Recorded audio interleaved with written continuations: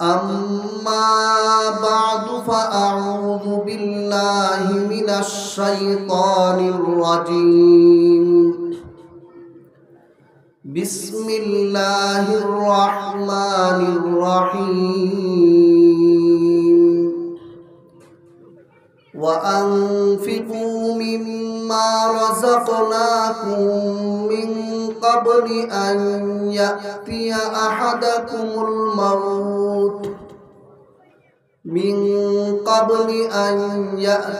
أحدكم الموت فيقول رب لولا أخرتني إلى أجل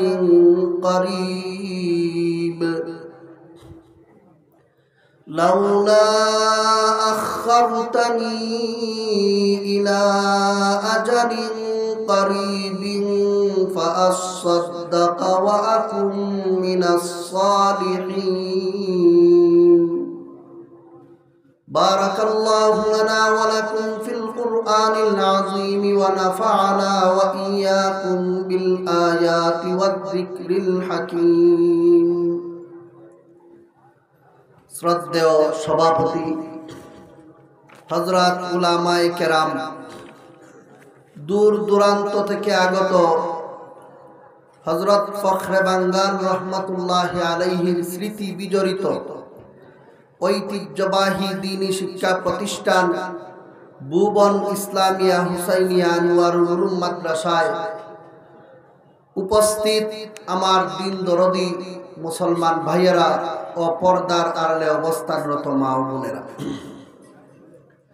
আল্লাহ পাক রব্বুল আলামিনের অগণিত শুকর, যিনি দয়া করে মায়া করে আমাদেরকে আল্লাহর দ্বীনের এই মুবারক মজলিসে শীতের মৌসুমে রাত্রের এই মুহূর্ত পর্যন্ত কাউকে কথক কাউকে শ্রোতা হয়ে অংশগ্রহণ করার সুযোগ করেছেন। আলহামদুলিল্লাহ।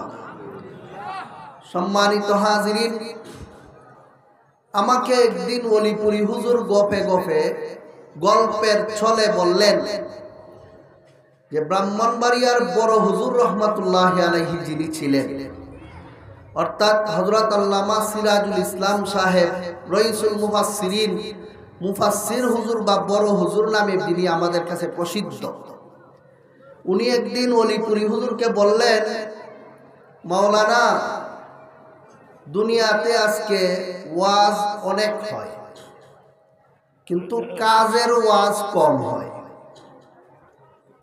ডাক্তার অনেকেই আছে কিন্তু রোগীর রোগ চিহ্নিত করে ঔষধ দেওয়ার মতো ডাক্তার বাংলাদেশে খুব কমই আছে। ঠিক তেমনি ভাবে অন্তরাত্মারের ডাক্তার যে ওয়াইজিন আছেন, বড় হুজুর বলেন ওলিপুরি হুজুরকে যে কাজের ওয়াইজ কমই আছে। আপনি ওয়াজ করলে কয়েকটা বিষয়ের উপর ওয়াজ করবেন। এক নম্বর, কলিমা পড়া মুসলমান হওয়ার পরেও অনেক মানুষ বেঈমান থাকে। আপনি জানাইয়া দিবেন মানুষকে যে কালিমা পড়াও কেমনে বেঈমান থাকে, কালিমা পড়াও কেমনে অমুসলিম থাকে, বিষয়টা জাতিকে আপনি বুঝাইয়া দিবেন। দুই নম্বর, উনি বলছেন অনেক মানুষ নামাজ পড়াও বেনামাজি থাকে। আপনি মানুষকে জানাইয়া দিবেন নামাজ পড়া সত্ত্বেও লোকটা আল্লাহর কাছে বেনামাজি কিভাবে গণ্য হয়। আর বলেছেন অনেক মানুষ গোসল কইরাও নাপাক থাকে। কিভাবে মানুষ ওযু গোসল করার পরেও নাপাক থাকে, বিষয়টা মানুষকে বুঝাইয়া দিবে। আমি সেই সূত্র ধরে আপনাদেরকে আমি কয়েকটি কথা আজকে আরজ করতে চাই। সেটা হলো, আমরা জীবন যাপনে মোটামুটি মুসলমান হিসাবে সকলেই কম হোক বেশি হোক দান খয়রাত করে থাকি। যে লোকে একবারে নিজের কৃপণের তালিকায় নাম লেখাইয়া ফেলছে, এই কৃপণ লোকটাও সে বেশে ঠেকা ও ঠেকায়, সময়ে অসময়ে মানুষকে কিছু না কিছু দান খয়রাত করে থাকে।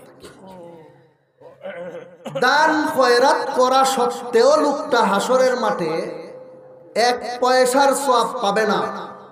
কি কি দোষ তার মধ্যে থাকলে আমি আজকে আপনাদের সামনে বিষয়টা স্পষ্ট করে বলতে চাই।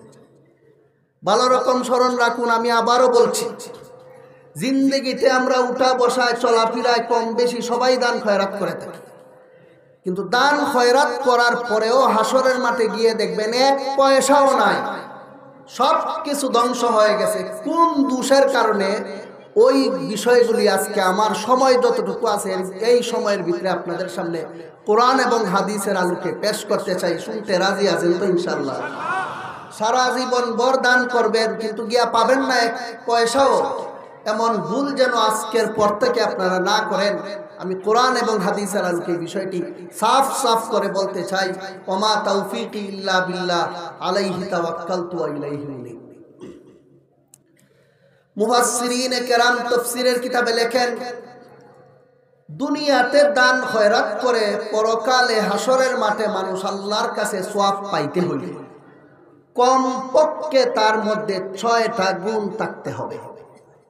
6 গুণে গুণান্বিত ব্যক্তি যদি আল্লাহর পথে দান খয়রাত করে, হাসরের মাঠে সে দানের ফসল অগণিত গুণ বেশি করে আল্লাহর সামনে পাবে।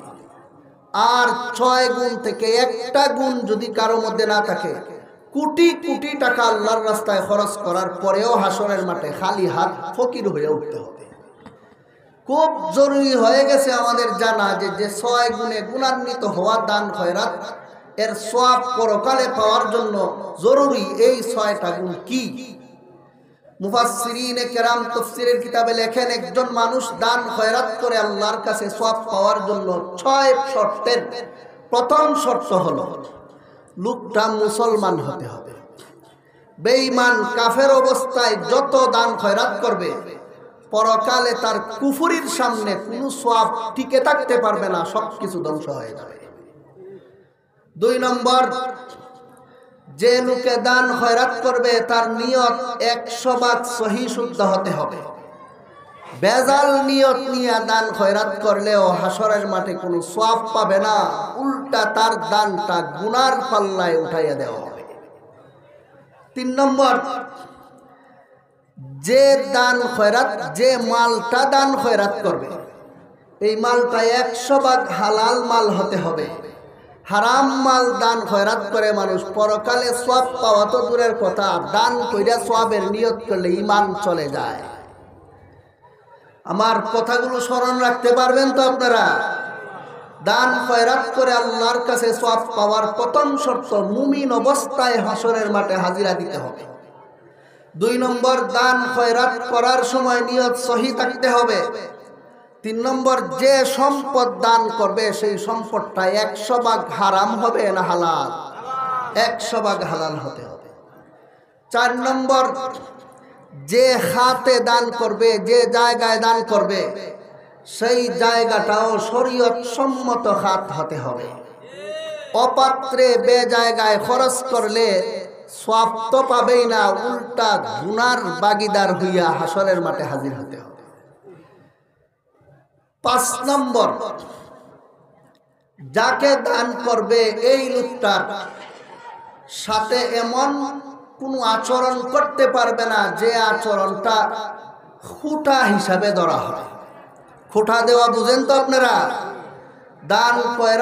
দান খয়রাত করে যাকে দান করেছে তারকে কোনোদিন খুঁটা দিতে পারবে না যে তোমাকে অনেক দিছি। 6 নম্বর, যাকে দান করেছে তার সাথে এমন কোনো আচরণ করতে পারবে না যে আচরণে লোকটায় কষ্ট পায় যে আমি এই লোকটার কাছ থেকে দান না নিলেই আমার ভালো ছিল। এই 6টা শর্ত একবার স্পষ্ট কোরআনের আয়াতেই আছে। কোন মুফাসসিরিনে কেরাম 7 নম্বর আরেকটা শর্ত যোগ করে দিয়েছেন, সেটা হলো নিজের পছন্দের জিনিস দান করতে হবে, ঘৃণার জিনিস দান করে কোনো সওয়াব পাওয়া যায় না। এই 7টা শর্ত কোরআনে আছে, কোরআনের কোন আয়াতে আছে, রাসূলের কোন হাদিসে আছে, একটু সবিস্তারে আপনাদের সামনে আমি আজকে আরজ করতে চাই। প্রথম শর্ত, একজন মানুষ দান খয়রাত করে সওয়াব পেতে হলে আল্লাহর কাছে প্রথম শর্ত হলো লোকটার ঈমান থাকতে হবে। যদি বেঈমান অবস্থায় হাসরের মাঠে হাজিরা দেয়, সারা জীবন যত নেকি করছে, যত দান খয়রাত করছে, এক পাইও তার কোনো উপকারে আসবে না। এই যে শর্তটা আমি বললাম, আমি আমার থেকে বলিনি, এগুলি কোরআনের আয়াতে আল্লাহ পাক রব্বুল আলামিন নিজেই বলেছেন। আল্লাহ বলেন, مثل ما ينفقون في هذه الحياة الدنيا كمثل ريح فيها صفر أصابت حرث قوم ظلموا أنفسهم فأهلكت وما ظلمهم الله ولكن أنفسهم يظلمون যে সমস্ত লোকেরা দুনিয়ায় বেঈমান অবস্থায় দান খয়রাত করে, আল্লাহর সামনে বেঈমান অবস্থায় হাজিরা দেয়, আল্লাহ বলেন তাদের দান খয়রাত নষ্ট হবে কিভাবে শুনো। এক লোকে একটা ক্ষেতের মধ্যে বিশাল ফসল করলো, বড় আকারের ফসলের মাঠ তার আছে, ফসল পাকছে, পাকতে পাকতে শুকাইয়া গেছে। শুকানোর পরে এই ফসলটাকে পরের দিন নিয়ে আসবে, এর আগের রাত্রে যদি একটা আগুন লেগে যায় ক্ষেতের মধ্যে, পরের দিন গিয়া কি শুধু ফসল পাবে না চাই? কথা বলতে হবে আপনারা, ফসল না চাই? আপনাদের দেশে আছে কিনা আমি জানি না। ধান ক্ষেতের মধ্যে অনেক সময় মানুষে ধান কেটে ক্ষেতের মধ্যেই রেখে দেয়, শুকানোর পরে বাড়িতে নিয়ে আয়। অনেক জায়গায় এই প্রচলন এখনো বাংলাদেশে আছে। যেদিন বাড়ির ফসলটা শুকাইয়া নিয়ে আসবে, ধানটা নিয়ে আসবে বাড়িতে, সেই দিনের আগের রাত্রে পুরা ক্ষেতের মধ্যে যদি দাউ দাউ করে আগুন লেগে যায়, পরের দিন সকালে গিয়া শুধু ধান আর বন খের পাবে না সালি? আল্লাহ পাক রব্বুল আলামিন বলেন যে সমস্ত লোকেরা বেঈমান কাফের অবস্থায় দুনিয়াতে দান খয়রাত করে, হাসরের মাঠেও বেঈমান অবস্থায় দাঁড়ায়। তারা বিশাল বড় একটা ক্ষেত করলো, ক্ষেতের ফসল লাগাইলো, কিন্তু এই পরকালে হাজিরা দেওয়ার আগে কুফুরির গুনাহ দিয়ে আসে পুরাটা ক্ষেত জ্বালাইয়া ফেলল। ওই কৃষকে তার যেদিন ফসল বাড়িতে উঠাইতো, তার আগের রাত্রে আগুন লাগাইয়া দিলেন, যেমন পরের দিন আর কোনো ফসল খুঁজে পায় না, ঠিক তেমনি ভাবে যারা বেঈমান অবস্থায় হাসরের মাঠে হাজিরা দিবে, দুনিয়াতে যত দান খয়রাত করেছিল পুরা দান খয়রাতের ক্ষেতের মধ্যে সে কুফুরির আগুন লাগাইয়া দেওয়ার কারণে পরকালে কোনো নেকি বলতে কিছুই খুঁজে পাবে না। কথাটা বুঝলেন কিনা আপনারা? ছাই যেখানে তাকে ফু দিলে জায়গায় তাকে না উড়া যায়। আল্লাহ পাক রব্বুল আলামিন বলেন وَقَدِمْنَا إِلَى مَا عَمِلُوا مِنْ عَمَلٍ فَجَعَلْنَاهُ هَبَاءً مَنْثُورًا। বেঈমান কাফেররা যে সমস্ত দান খয়রাত দুনিয়াতে করেছিল, পরকালে যখন তারা আল্লাহর দরবারে হাজিরা দিবে, ছাই যেমন ভাবে ফুৎকারের সাথে উড়াইয়া দেওয়া হয়, বেঈমান কাফেরদের সারা জীবনের সমস্ত দান খয়রাতকে সেইভাবে নেকির পাল্লা থেকে উড়াইয়া দেওয়া হবে। উড়াইয়া দিলে আর থাকবে না খালি, একদিকে নেকির পাল্লা খালি হয়ে যাবে, আর একদিকে কুফুরির গুনাহ ঠিকই থাকবে। রায় হবে তোমার গুনার পাল্লায় কুফুরি থাকার কারণে সারা জীবনের সমস্ত দান খয়রাত ধ্বংস হয়ে গেছে, তোমাকে চিরকালের জন্য জাহান্নামে যেতে হবে। ভাইরা আমার, এই দান খয়রাত করে পরকালের একটা সওয়াব না পেয়ে জাহান্নামে গেল, দান খয়রাতের কত নম্বর শর্ত না থাকার কারণে। কথা বলতে হবে তো, কত নম্বর? 1 নম্বর, সেটা হলো ঈমান নিয়ে পরকালে হাজিরা দিতে হবে। 2 নম্বর, দান খয়রাত করে আল্লাহর কাছে সওয়াব পেতে হলে শতভাগ সহি নিয়তে দান খয়রাত করতে হবে। দান খয়রাত করে আল্লাহর কাছে সওয়াব পাওয়ার জন্য 2 নম্বর শর্ত, 100 ভাগ সহি নিয়তে দান খয়রাত করতে হবে। সহি নিয়তের ব্যাখ্যা হলো, আমি এই দান করতেছি, যে সম্পদটা, এই সম্পদের মালিক আমি না। আমি 3.5 হাত বডির মালিক যেমন আমি না, আমার 3.5 হাত দেহের মালিক যেমন আমি না। আমার হাত আমার শরীরের সাথে লাগানো থাকা সত্ত্বেও হাতের মালিক আমি না, মালিক আল্লাহ। যে সম্পদ আমার শরীরের ভিতরে না বাইরে, সেই ক্ষেত খামার আর ব্যাংকের পয়সার মূল মালিক আমি না, সেটার মালিকও কে? তাই আমার মাল যে খাতে ব্যয় করলে আল্লাহ খুশি হন, আমি সেই খাতে ব্যয় করছি আমার মালিককে খুশি করার জন্য। সেই নিয়ত নিয়া মালিককে খুশি করার নিয়তে যদি কোনো মানুষে দান খয়রাত করে, কেবল তার দান এই আল্লাহর কাছে গ্রহণযোগ্যতা পায়। তার দান দিয়েই পরকালে সেই লোকটা সওয়াবের পাহাড় নিয়ে আল্লাহর সাথে হাজিরা দিতে পারবে। কিন্তু যদি মাঝখানে ভেজাল করে দান খয়রাত করে ঠিকই, কিন্তু নিয়ত সহি না, নিয়ত তার দুনিয়ার কোনো ধান্দা। মনে করুন, এর একটা উদাহরণ এমন হতে পারে, একজন মানুষ এমনি দান খয়রাত করে না, বুটে দাঁড়াইছে, বুটে। এখন যদি তার কাছে আপনি যান দান খয়রাত করার জন্য, যা চান তাই পান। 1 মাস আগেও দেয় না, যখন সরকারের পক্ষ থেকে নমিনেশন পাইছে মেম্বারির, চেয়ারম্যানের, এমপিগিরির, তখন তার কাছে গেলেই পাওয়া যায়। কি বোঝা যায় এটা কি আল্লাহরে খুশি করার জন্য দিচ্ছে না বুট পাওয়ার আশায়? তেমনি ভাবে অনেক মানুষকে দেখবেন আপনি, এমনি তার কাছে একা একা খুঁজলে পয়সা পাওয়া যায় না, কিন্তু 10 জন মানুষ নিয়ে তার কাছে যান, গিয়ে বলেন মিয়া আমারে 5,000 টাকা দেও বা আমাদেরকে দেও, তখন এতগুলি মানুষরে খালি মুখ ফিরত দিবে, খালি হাত ফিরত দিবে, তার লজ্জা লাগে, চাপে পইরা লুকটায় তাদেরকে টাকা দিয়া দেয়। এগুলি কি খুশি হইয়া আল্লাহরে খুশি করার জন্য দিচ্ছে না মানুষের সামনে ইজ্জত বাঁচানোর আশায়? কথা বলতে হবে তো আপনারা। ইজ্জত বাঁচানোর ধান্দায় যে দিল, এটাও নিয়ত সহি না, এটা দুনিয়ার ধান্দা। এইভাবে অনেক সময় মানুষে কম পয়সা দান করে না, এই পরিমাণ দান করলে মানুষ বলবে আমি এলাকার একটা কৃপণ লোক, মানুষ আমাকে বকিল বলবে, কৃপণ বলবে, লজ্জা পাবো, এই জন্য মোটা অঙ্কের দান খয়রাত করে। কি বোঝা যায় এটা কি আল্লাহরে খুশি করার ধান্দা না ইজ্জত বাঁচানোর নেশা? ইজ্জত বাঁচানোর নেশা।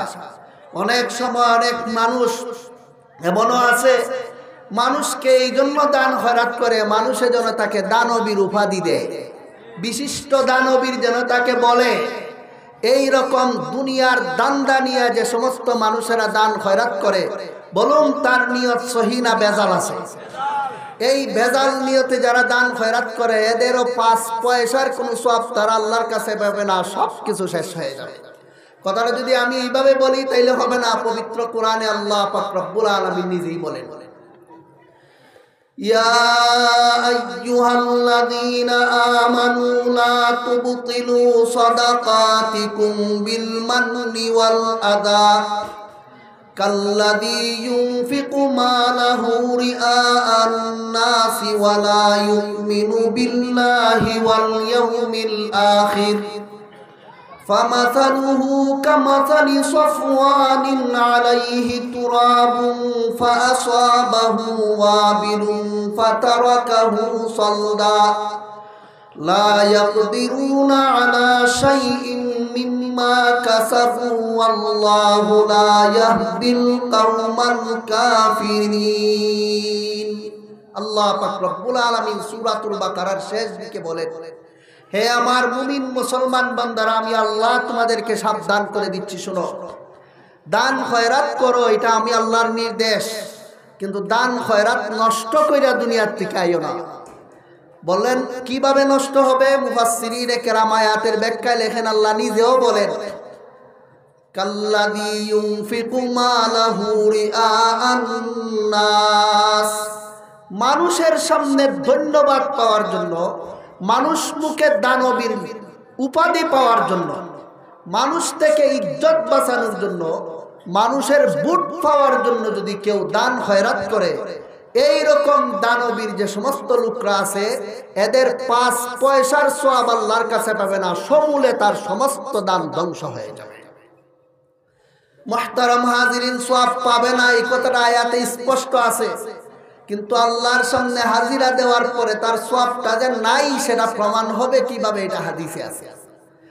হাদিস শরীফে আছে, আল্লাহর রাসূল বলেন, তুরাদু আমালু বানি আদম বাইনা ইয়াদাইল্লাহি আযজা ওয়া জাল্লা ইয়াউমাল কিয়ামাতি ফি সুহুফিন মাহতুমা ফায়াকুলুল্লাহু আযজা ওয়া জাল্লা ইকবালু হাযা ওয়া আলকু হাযা فتقول الملائكة والله يا رب ما رأينا منه إلا خيرا فيقول الله عز وجل ইন্না আমালাহু কানা লিগাইরি ওয়াজহি ওয়ালা আকবালুল ইয়াউমা মিনাল আমালি ইল্লা মা উরিদা বিহি ওয়াজহি। হাদিসের প্রসিদ্ধ একটি কিতাবের নাম হলো মুসনাদে আহমদ। আল মুসনাদ লিল ইমাম আহমদ ইবনে হাম্বল নামক হাদিসের কিতাবে সুস্পষ্টভাবে আছে, দুনিয়াতে যে সমস্ত লোকেরা দান খয়রাতের 2 নম্বর শর্ত থেকে বঞ্চিত অবস্থায় দান খয়রাত করেছিল। বলুন 2 নম্বর শর্তটা কি? নিয়তে ভেজাল থাকা না শুদ্ধ থাকা? কথা বলেন না সবাই, নিয়ত ভেজাল না শুদ্ধ? শতভাগ শুদ্ধ নিয়তে, সহি নিয়তে যে লোকে দান খয়রাত করত, কিন্তু এই নিয়ত থেকে বঞ্চিত, সে ভেজাল্লা নিয়তে দান খয়রাত করে, দুনিয়ার কোন ধান্দায় দান খয়রাত করে, দুনিয়ার কোন নেশায় দান খয়রাত করে, এই লোকের ব্যাপারে আল্লাহর রাসূল ফরমান, হাসরের মাঠে যখন লোকটা আল্লাহর সামনে হাজিরা দিবে, মিজান যেখানে মানুষের আমলনামা ওজন করা হবে, সেই পাল্লার সামনে নিয়ে তাকে হাজির করা হবে। হাজির করার পরে ফেরেশতারা সারা জীবন যতগুলি নেকি করেছিল সবগুলি ডান দিকের পাল্লায় নিয়ে তুলে দিবে, আর সারা জীবন যতগুলি গুনাহ করেছিল সমস্ত গুনাহ বাম পাল্লায় রেখে দিবে। ফেরেশতাদেরকে আল্লাহ পাক রব্বুল আলামিন সারা জীবন যত নেকি করছিল এই নেকিগুলির দিকে তাকাইয়া কিছু কিছু নেকির দিকে লক্ষ্য করে বলবেন, হে আমার ফেরেশতারা, ওই যে নেকি আছে সেটা তোমরা মিজানের নেকির পাল্লা থেকে সরাইয়া গুনার পাল্লায় এনে ফেলো। ফেরেশতারা বলবে, ওয়াল্লাহি ইয়া রাব্বি মা রাআইনা মিনহু ইল্লা খায়রা।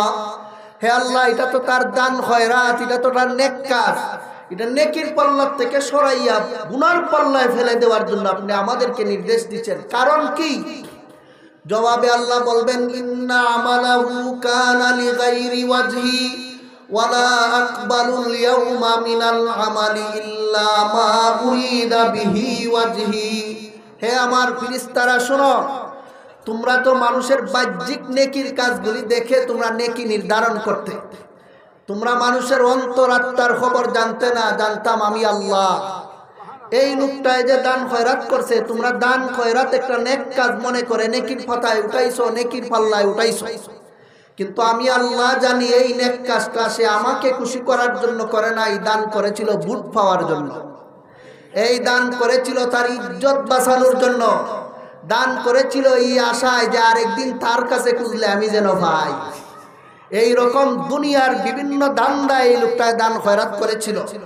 যারা দুনিয়ার ধান্দা নিয়ে, দুনিয়ার নেশা নিয়ে, দুনিয়ার বিভিন্ন স্বার্থ হাসিলের উদ্দেশ্যে দান খয়রাত করে, হে আমার ফেরেশতারা, তোমাদের কাছে এটা নেকি হইলেও আমি আল্লাহর কাছে ইন্না ইয়াসিরাল নিয়াই শিরকুন, এটাও এক প্রকারের শিরিক গুনাহ, তোমরা এটারে তাড়াতাড়ি নেকির পাল্লা থেকে সরাইয়া গুনার পাল্লায় ফেলে দাও।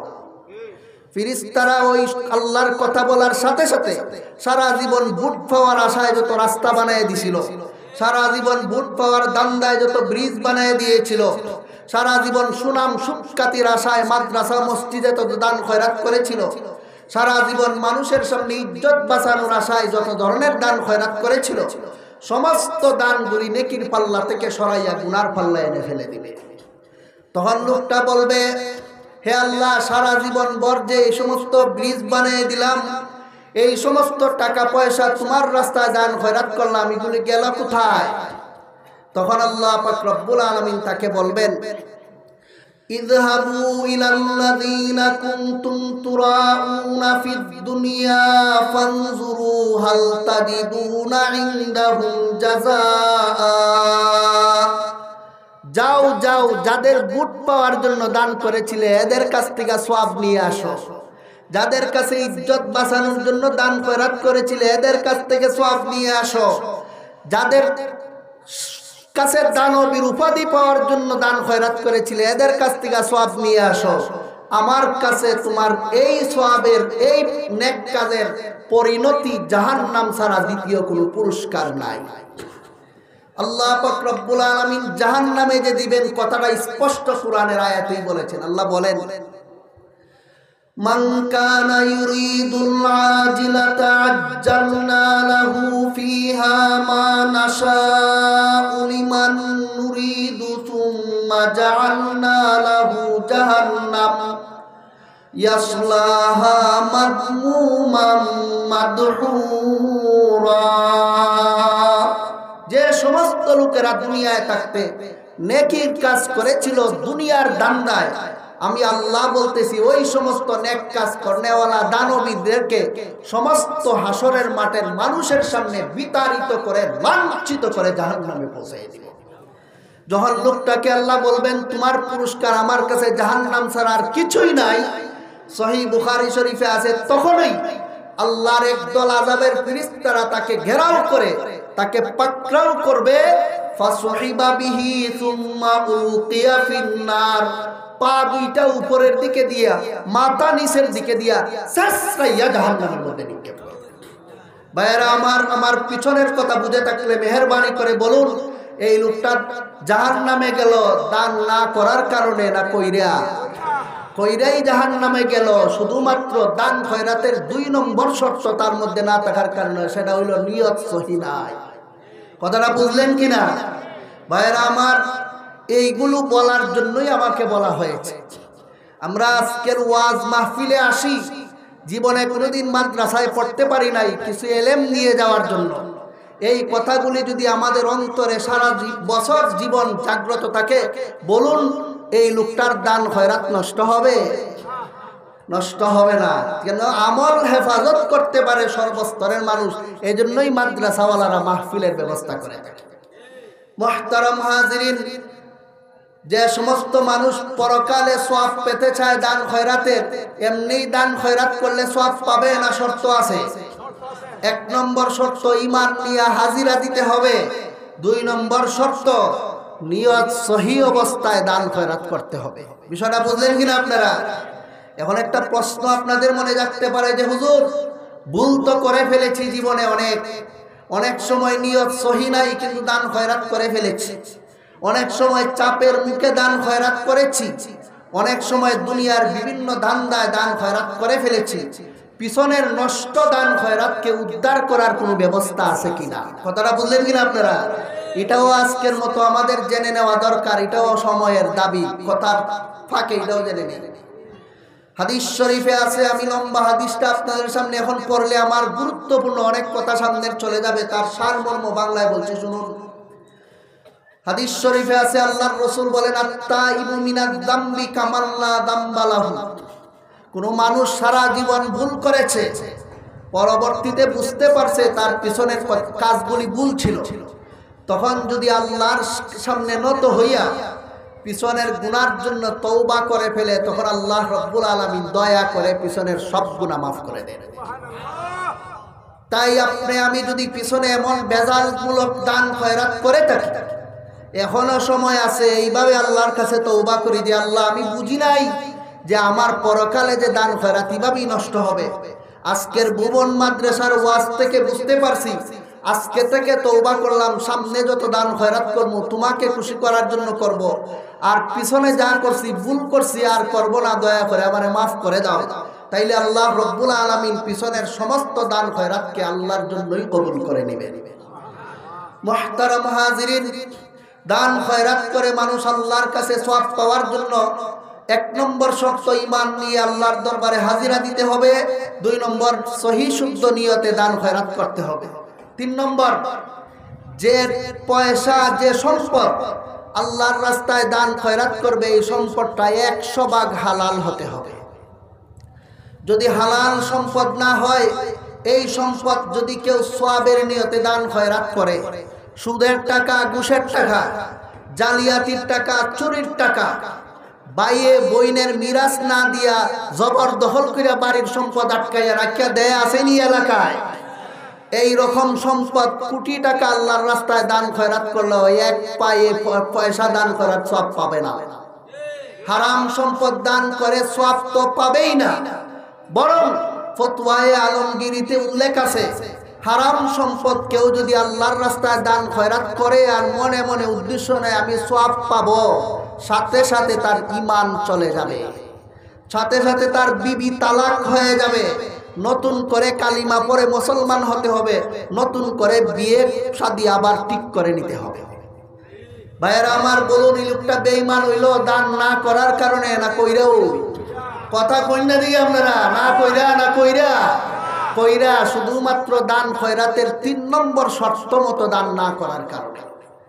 দান খয়রাত করলে যে হালাল মাল দান করতে হবে এটাও আমি বানিয়ে বলছি না, এটাও কোরআনের আয়াতে আল্লাহ পাক রব্বুল আলামিন বলেন, ইয়া আইয়ুহাল্লাযীনা আমানু আনফিকু মিন তাইয়্যিবাতি মা কাসাবতুম ওয়া মিম্মা আনফাকনা وَمِمَّا أَخْرَجْنَا لَكُم مِّنَ الْأَرْضِ وَلَا تَيَمَّمُوا الْخَبِيثَ مِنْهُ تُنْفِقُونَ।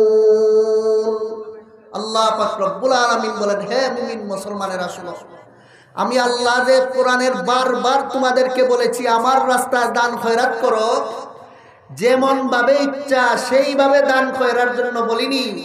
সাবধান করে দিলাম কোনো হারাম মাল তোমরা আমার রাস্তায় দান খয়রাত করার কল্পনাও কইরো না। ওয়ালা তায়াম্মামুল খাবিসা মিনহু তুনফিকুন, দান খয়রাত হারাম মাল নিষিদ্ধ না, বরং হারাম মাল দান করার নিয়ত করাও আমি আল্লাহ নিষেধ করে দিলাম।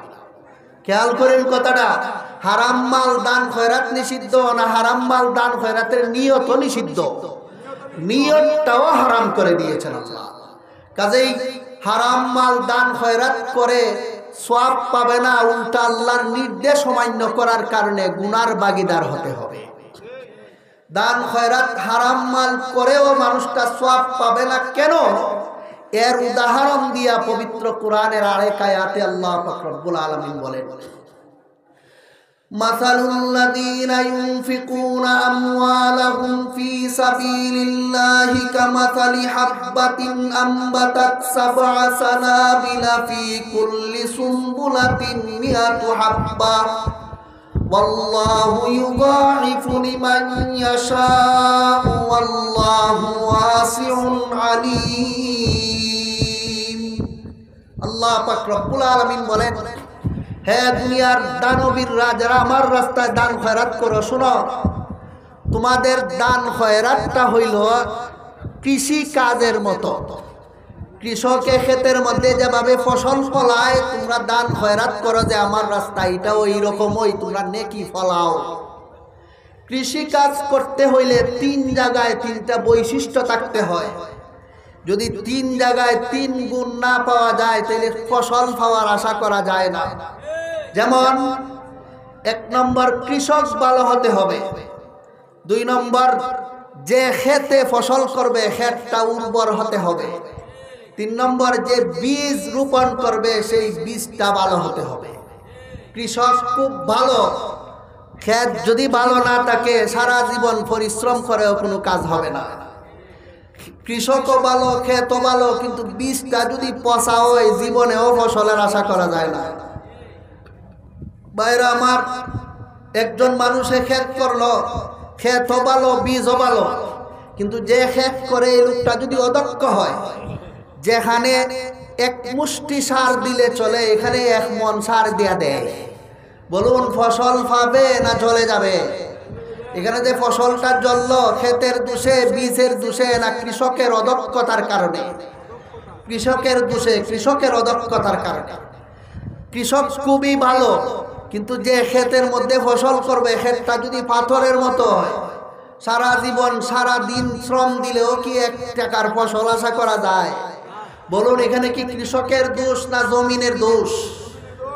কৃষকও ভালো, জমিনও ভালো, কিন্তু যে বীজটা রোপণ করবে এই বীজটা যদি ফসা হয় তাহলে সারা জীবন খাটনি দিলেও কি আশা করা যায় ফসলের? এখানে ক্ষেতের দোষ, কৃষকের দোষ না বীজের দোষ? ঠিক তেমনি ভাবে দান খয়রাত করেও সওয়াব পাইতে হলে 3 ক্ষেত্রে 3টা বৈশিষ্ট্য থাকতে হবে। 1 নম্বর যে দান খয়রাত করবে লোকটা ঈমানের সাথে নিয়ত সহিওয়ালা হতে হবে কৃষকের মতো। 2 নম্বর যে টাকাটা দান করবে এই টাকাটা হালাল হতে হবে, পচা টাকা আল্লাহর কাছে হারাম মাল ফসার মতো। পচা টাকা দান খয়রাত করলে হবে না, যেমন ভাবে পচা বীজ রোপণ করলে ফসল পাওয়া যায় না। যেমন ভাবে ক্ষেতের মধ্যে ফসল পেতে হলে পচা বীজ রোপণ করা যাবে না, ভালো বীজ রোপণ করতে হবে। ঠিক তেমনি ভাবে আল্লাহর রাস্তায় দান খয়রাত করে সওয়াব পাইতে হইলে হারাম মাল পচা মাল দান করলে সওয়াব পাওয়া যাবে না, 100 ভাগ হালাল মাল দান খয়রাত করতে হবে। আর দান খয়রাত করে আল্লাহর কাছে সওয়াব পাওয়ার জন্য চতুর্থ শর্ত হইল যেখানে দান করবে সেই খাতটা হালাল হতে হবে। যদি অপাত্রে দান করে তার সওয়াব সে পাবে না। যেমন ভাবে কৃষকে পাথরের মতো জমিনের মধ্যে সারা দিন বীজ রোপণ করলেও কোনো ফসলের আশা করতে পারে না। বলুন এই যে তার ফসলটা না পাইলো তার দোষে, বীজের দোষে না ক্ষেতের দোষে? ঠিক তেমনি ভাবে দান খয়রাত করনেওয়ালা যদি পাত্র মতো দান না করে, অপাত্রে দান করে দেয়, সিনেমা হলে দান করে দেয়, মদকুর গাঞ্জা কুলকে দান করে দেয়, পয়সা খরচ করতে পারবে, পাথরের মধ্যে সারা জীবন বীজ বপন করে যেমন কোনো ফসল আশা করতে পারে না, হারাম খাতে দান খয়রাত করার কারণেও সারা জীবন বড় দান করবে কিন্তু আল্লাহর কাছে কোনো সওয়াব পাবে না। মুহতারাম হাজিরিন, আমি আবারও বলছি, একজন মানুষ আল্লাহর রাস্তায় দান খয়রাত করে সওয়াব পেতে হলে কয়টা শর্ত আছে? কমপক্ষে 6টা, বরং বাড়লে 7টা। 1 নম্বর তার ঈমান নিয়ে আল্লাহর দরবারে হাজিরা দিতে হবে। 2 নম্বর সহিহ নিয়ত করে দান করতে হবে। 3 নম্বর হালাল মাল দান করতে হবে। 4 নম্বর যে খাতে দান করবে সেই খাতটা শরীয়ত সম্মত খাত হতে হবে। যেমন বীজটা বপন করতে হলে ভালো ক্ষেতের মধ্যে বপন না করলে ফসলের আশা করা যায় না। হালাল খাতে দান না করলেও পরকালে সওয়াব পাওয়ার আশা করা যায় না। হালাল খাতে দান করতে হবে, হারাম খাতে দান করলে হবে না। কথাটা আয়াতে আল্লাহ উদাহরণের মাধ্যমে বলেছেন। পবিত্র কোরআনের আরেক আয়াতে আল্লাহ তাআলা স্পষ্ট বলেছেন। আল্লাহ বলেন, وَآتِ ذَا الْقُرْبَى حَقَّهُ وَالْمِسْكِينَ وَابْنَ السَّبِيلِ وَلَا تُبَذِّرْ تَبْذِيرًا إِنَّ الْمُبَذِّرِينَ كَانُوا إِخْوَانَ الشَّيَاطِينِ وَكَانَ الشَّيْطَانُ لِرَبِّهِ كَفُورًا। হ্যাঁ দুনিয়ার মুমিন মুসলমানেরা শুনে রাখো, কোরআনের আয়াতে আয়াতে যে আমি আল্লাহ বলেছি আমার রাস্তায় দান খয়রাত করো, যেখানে ইচ্ছা এখানেই আমার রাস্তায় দান খয়রাত মনে করো না। তোমরা অপাত্রে যদি দান খয়রাত করো সেটা আমার রাস্তায় দান খয়রাত বলে গণ্য হবে না। যেখানে আমি আল্লাহ বৈধতা দিয়েছি সেখানেই তোমরা দান খয়রাত করতে হবে। মালের মধ্যে কিছু মাল আছে এগুলো মসজিদে দেওয়া হারাম। যেমন যাকাতের টাকা মসজিদে দেওয়া যাবে না। যাকাতের টাকা ফকির মিসকিনকেই দিতে হবে, মাদ্রাসার গরিব পান্ডেই দিতে হবে। তুমি যাকাতের টাকা মসজিদে দিবা, সওয়াবের আশা করবা, সেটা হবে না।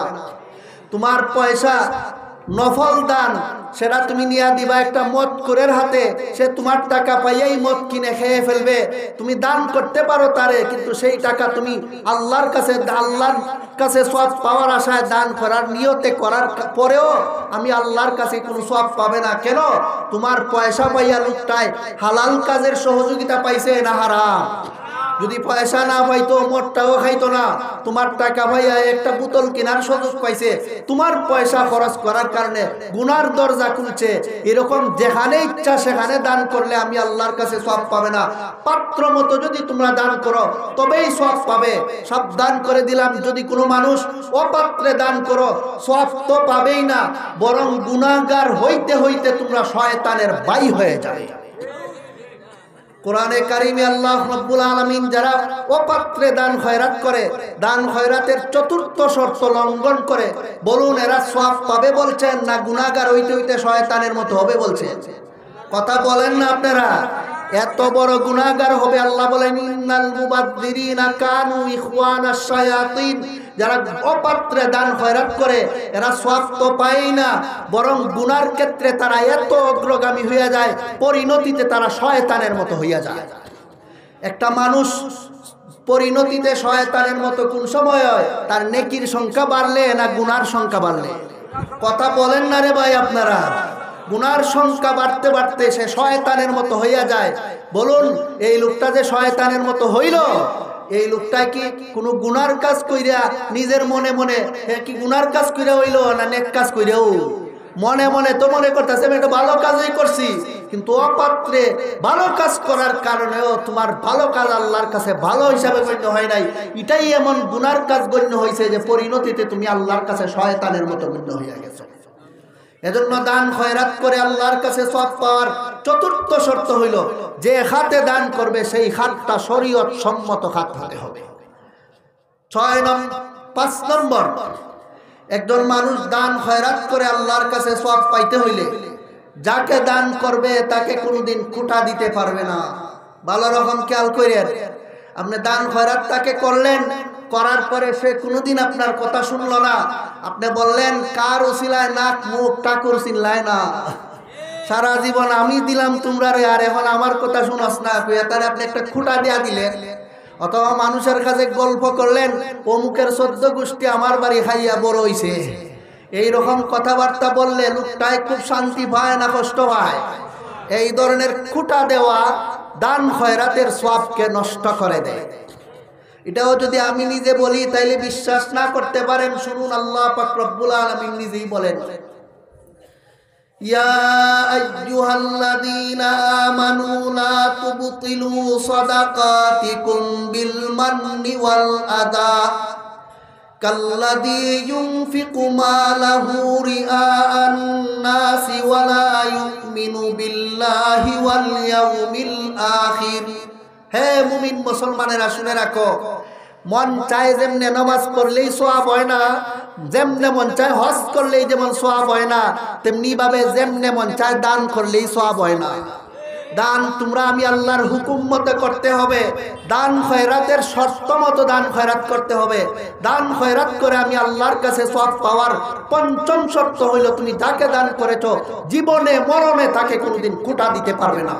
যদি কুটা দেও, আমি আল্লাহ বলছি তোমার এক কুটায় 60 বছরের দান এক মুহূর্তে নষ্ট হয়ে যাবে। যেমন ভাবে বেঈমান কাফেররা পরকালে দান খয়রাতের কোনো সওয়াব পাবে না, বেজাল নিয়তের দানকারীরা পরকালে কোনো সওয়াব পাবে না, আমি আল্লাহ বলছি সেইভাবে যারা দান খয়রাত করার পরে গল্প মারো মানুষের কাছে, অমুক মসজিদ আমি কইরা দিছি, অমুক মাদ্রাসা কত টাকা দিছি, এই করছি সেই করছি, এই গপ মারনেওয়ালাদেরও কোনো সওয়াব হাসরের মাঠে পাবে না। মুহতারাম হাজিরিন, এরপরে আল্লাহ পাক রব্বুল আলামিন 6 নম্বর শর্তের বিবরণ দিয়া বলেন, লা তুবতিলু সাদাকাতিকুম বিল মান্নি ওয়াল আদা। দান খয়রাত করে আমি আল্লাহর কাছে সওয়াব পাইতে হইলে 6 নম্বর শর্ত হইল, যাকে দান করেছো তাকে কোনোভাবে কোনো কষ্ট দিতে পারবে না, শারীরিক কষ্ট না, মানসিক কষ্ট না। শারীরিক কষ্ট মানসিক কষ্টর উদাহরণ না দিলে আপনারা অনেক সময় বুঝবেন না। মনে করুন আপনি একজন মানুষকে দান খয়রাত করলেন, লাখ টাকা দিলেন, আর নাই কম টাকাই দিলেন, তারে দিয়া তার কাছ থেকে বিষয়টা গোপন না করিয়া 10 জনের কাছে গপ করলেন, অমুকরে দিছি অমুকরে দিছি অমুকরে দিছি অমুকরে দিছি। আপনি যে তাকে দান খয়রাত করছেন, জিনিসটা সে মনে করেছিল গোপন থাকবে, কিন্তু মানুষের কাছে আপনি বাস্টে করে দিলেন, মানুষের কাছে প্রচার করে দিলেন। পরে লোকটারে যখন আরেকজনে জিজ্ঞাসা করবে, মিয়া তোমারে বলে অমুকে এত টাকা দিছে, তখন লোকটাই ভাববো যে আমারে যে দিছিল হে মানুষের কাছে গাইয়া হাঁটে, প্রচার করে বেড়ায়, আর মানুষে মনে করে আমারে অমুকে লালন পালন করে। আত্মমর্যাদাবোধ মানুষে যদি কোনোদিন শুনে তারে যে কেউ দান করছে, সহযোগিতা করছে, এটা মানুষের কাছে কুলে বেড়ায়, বলে বেড়ায়, বলুন লোকটা শান্তি পাইব না কষ্ট পাইব? আত্মমর্যাদাবোধ মানুষ কোনোদিন মানুষের কাছ থেকে সাহায্য নিয়ে চলতে চায় না, সব সময় চায় নিজের জিনিসটারে গোপন রাখতে। কিন্তু আপনি প্রচার করে দিলেন, প্রচার করার পরে লোকটায় অন্তরে যে কষ্ট পাইল, সারা জীবন দান করিয়া যা জমাইছিলেন তারে কষ্ট দেয়া সব শেষ করে দিলেন। অনেক সময় মুখ বরাবর কইয়ালায়, অনেক সময় এই মিয়া আমার কে নিয়ে হাসলে যে ইয়াদ নাই, তখন লোকটারও অন্তরে কষ্ট পায়। এরকম কষ্ট দিলে সারা জীবনের সব দানের সব বাপ। শুধু তাই না, অনেক সময় শারীরিক কষ্ট মানুষে দিয়া থাকে। কিভাবে শুনুন, মনে করুন আপনি একজন রিক্সাওয়ালা মানুষকে 500 টাকা একদিন দান খয়রাত করলেন, কিছুদিন পরে আপনার পাশ দিয়ে লোকটা রিক্সা নিয়ে যায়, আপনি ফাল দিয়ে তার রিক্সায় উঠে গেলেন। উঠতে যাওয়ার পরে কিছুক্ষণ পরে নামলেন, তার নির্দিষ্ট ভাড়া আপনি দিলেন না কেন? আরেকজনে হয় দেও না কেন তার ভাড়া? বলে আরে আমি তার এমনি কত কিছু দেই, যে তারে আপনি আগে যে দিছিলেন, এখন তারে শারীরিকভাবে রিক্সা দিয়ে যে আপনারে নিছে, শারীরিকভাবে আরাম পাইছিল না কষ্ট করে নিছে? কথা কই না দিই আপনারা? এই যে শারীরিক কষ্টটা দিলেন পিছনের দানের বিনিময়ে সব শেষ। তেমনি ভাবে অনেক সময় এমন হতে পারে একজন মানুষকে আপনি 1000 টাকা দান করেছেন, তারপরে কিছুদিন পরে আপনার বাড়িতে তার দ্বারা কোনো কাজ করাইছেন কর্মচারী হিসাবে তার মজুরি দেওয়ার দরকার ছিল, আপনি তার ন্যায়নিষ্ঠ মজুরি দিলেন না, কম দিলেন বা দিলেনই না। বললো মানুষে দেও না কেন? বলে আরে তারে আমি এমনি কত কিছু দেই। এই যে এমনি কত কিছু দেই কইলেন, মানে পিছনে যে দান করছিলাম এই কারণে এখন তোমার শরীর রেখাটাইয়া দিলাম। এই যে শারীরিক কষ্টটা তার দ্বারা আপনি করাইলেন, পিছনের দানের হাওলা করে দিলেন, সেই দানের সওয়াব আল্লাহর কাছে পাওয়া যাবে না। কথাগুলি আমি বানাইয়া বলতাছি না, কোরআনের আয়াত থেকে বলছি। পবিত্র কোরআনে আল্লাহ পাক রব্বুল আলামিন বলেন, যারা নিয়ত সহিনা রেখে দান খয়রাত করে, যারা অমুসলিম অবস্থায় দান খয়রাত করে, যারা দান কইরেও খুঁটা দেয়, যারা দান করেও মানুষকে কষ্ট দেয়, তাদের দানটা কিভাবে বাতিল হবে এর বিবরণ দিয়ে আল্লাহ পাক রব্বুল আলামিন বলেন, ইয়া আইয়ুহাল্লাযীনা আমানু লা তুবতিলু সাদাকাতিকুম বিল মান্নি ওয়াল আদা কাল্লাযী ইউনফিকু মালাহু রিআআন নাসি ওয়া লা ইউমিনু বিল্লাহি ওয়াল ইয়াউমিল আখির ফামাসালুহু কামাসালি সাফওয়ানিন আলাইহি তুরাব ফাসাবাহু ওয়াবিলুন ফাতারাকাহু সালদা লা ইয়াকদিরুনা আলা শাইইন মিম্মা কাসাবু ওয়াল্লাহু লা ইয়াহদিল কওমাল কাফিরিন। আল্লাহ বলেন, যে সমস্ত লোকেরা দান কইরাও কোটা দেও, যারা দান কইরাও মানুষরে কষ্ট দেও, দান খয়রাতকে সত্যমতো দান করো না, আমি আল্লাহ তোমাদের দানটা কিভাবে নষ্ট হবে এর একটা উদাহরণ দিয়ে বলে দিচ্ছি, শুনো।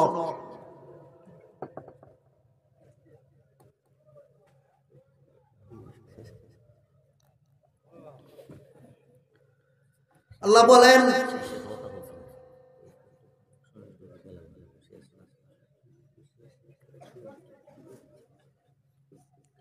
মুহতারাম হাজিরিন, কিভাবে তার দানটা বাতিল হবে তার উদাহরণ দিয়ে আল্লাহ পাক রব্বুল আলামিন বলেন, কামাসালি সাফওয়ানিন আলাইহি তুরাবুন ফাসাবাহু ওয়াবিলুন ফাতারাকাহু সালদা।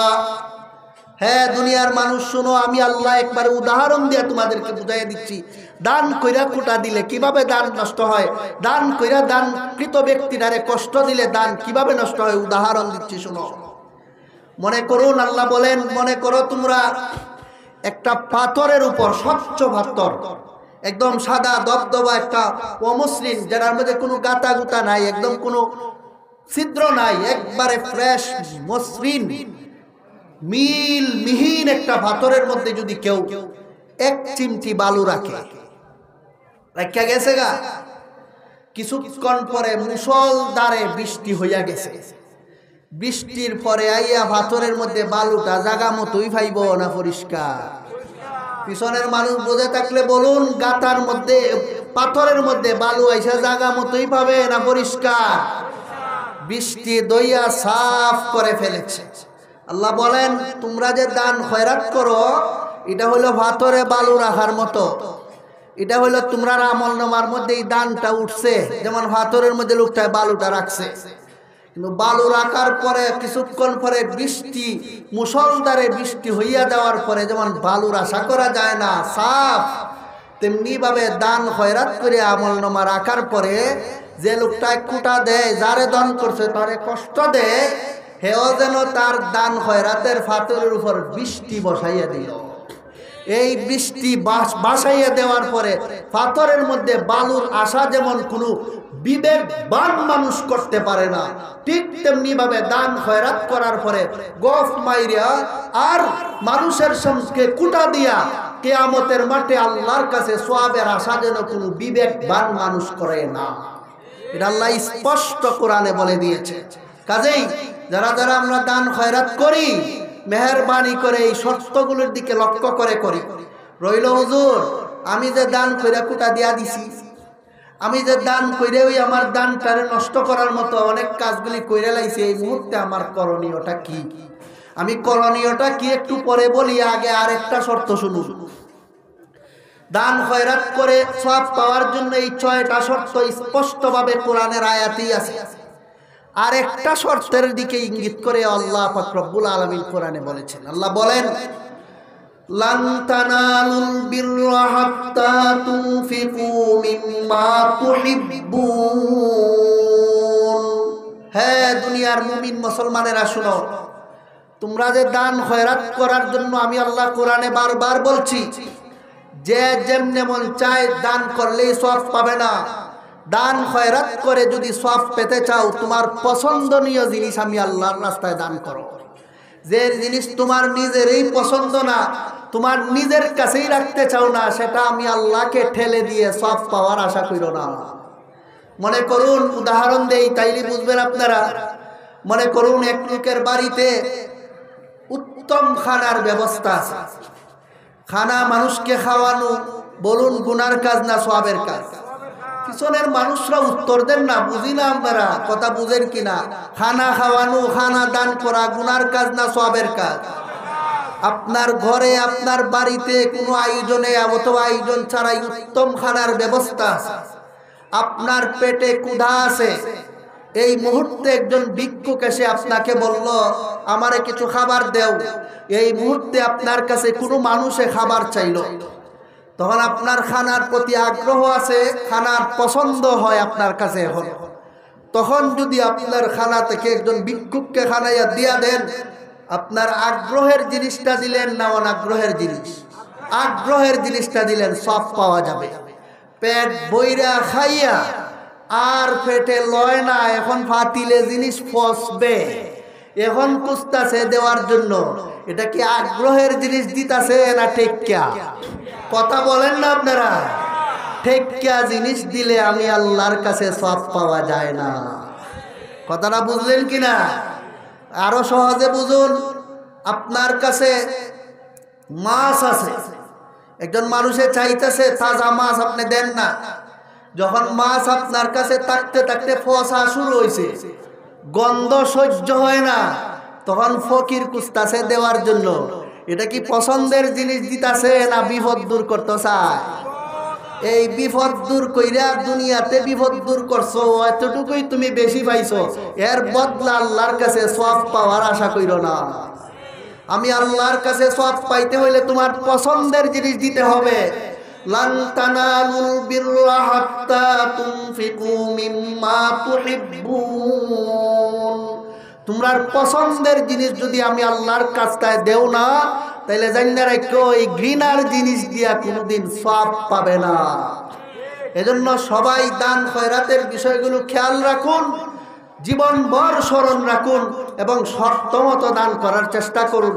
যেমন ভাবে শর্তমতো নামাজ না পড়লে নামাজের কোনো সওয়াব মিলে না, শর্তমতো রোজা না রাখলে রোজার কোনো সওয়াব মিলে না, শর্তমতো হজ না করলে হজের কোনো সওয়াব মিলে না, ঠিক তেমনি ভাবে শর্তমতো দান না করলে দানেরও কোনো সওয়াব পাওয়া যাবে না। এই দান খয়রাতের শর্তগুলো আবারও আমি বলে, সবগুলি শর্ত সাপেক্ষে যে মানুষে দান করবে তার পুরস্কারটা কি হবে সেই কথা বলে ইনশাআল্লাহ আমি আজকের মতো কথা শেষ করে দিচ্ছি। প্রথম শর্ত, একজন মানুষ আল্লাহর রাস্তায় দান করে সওয়াব পাওয়ার জন্য বেঈমান অবস্থায় আল্লাহর সামনে হাজিরা দিলে চলবে না ইমানদার?